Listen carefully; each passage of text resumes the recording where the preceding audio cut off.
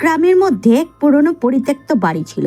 বাড়িটি অনেক বছর আগে এক জাদুকরের ছিল, যে কালো জাদুর মাধ্যমে মানুষের জীবন নিয়ন্ত্রণ করত।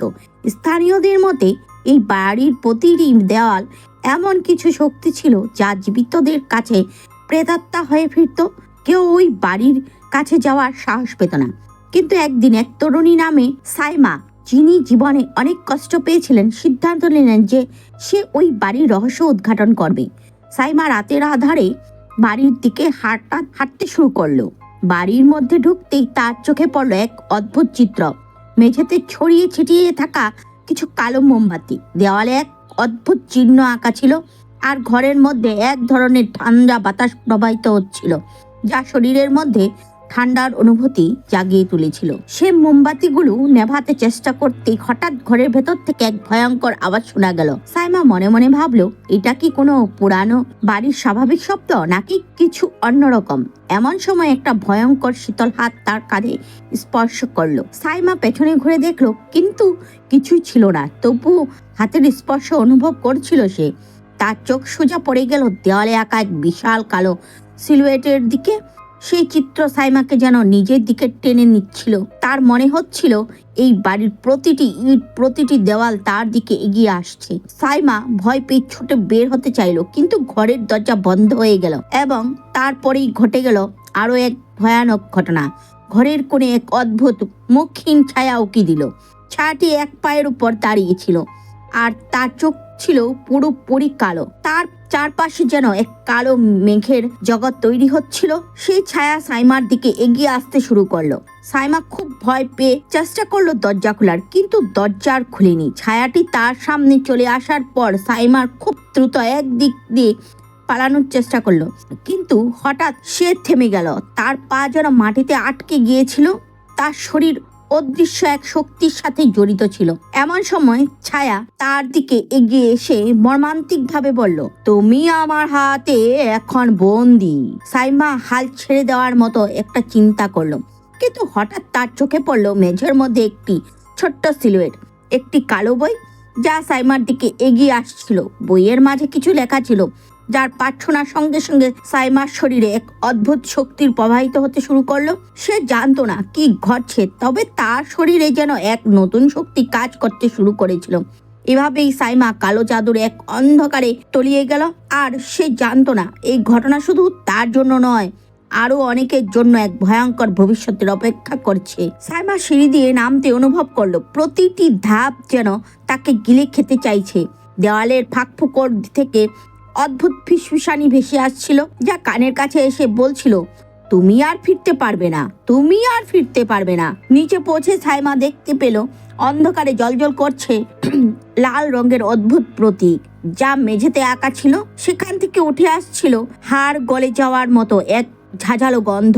প্রতীকের চারপাশে ছড়িয়ে ছিটিয়ে ছিল মানুষের পুরানো কঙ্কাল। কঙ্কালগুলো এমন ভাবে রাখা যেন তাদের উপর নির্মম কিছু ঘটে গেছে। হঠাৎ সাইমার পায়ের নিচে মাটি কেঁপে উঠল। ঘরের মধ্য থেকে ভেসে এলো এক নারী কণ্ঠ, খুবই করুণ ও কাঁপানো।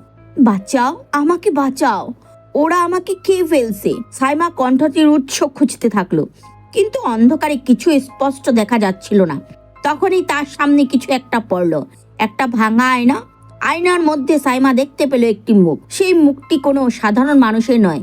তার মুখের চামড়া ছিঁড়ে ঝুলে পড়েছে, চোখের জায়গায় গভীর গর্ত, আর মুখের কোণে ভেজা রক্ত ঝরছে। মুখটি আয়নার ভেতর থেকে গর্জন করে উঠল, তুমি এখানে কেন এসেছ?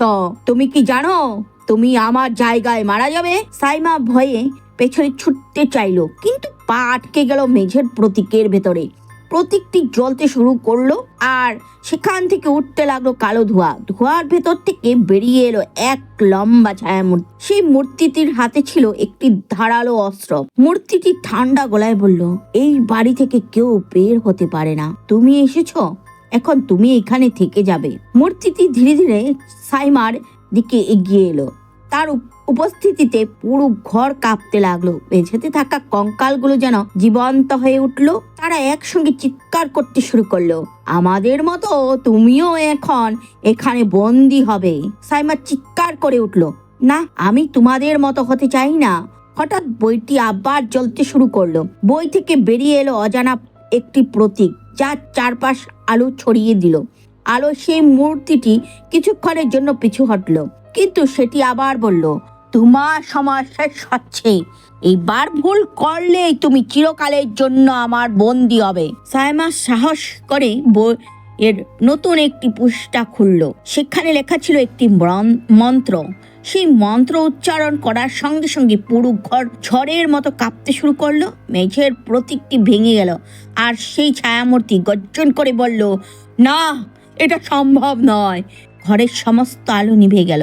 সাইমা অনুভব করলো কোনো শক্তি তাকে আবার উপরে নিয়ে যাচ্ছে, কিন্তু তার মনে হচ্ছিল এই গল্প এখানেই শেষ নয়। ঘর থেকে বের হয়ে সাইমা উপরের তলায় পৌঁছালো।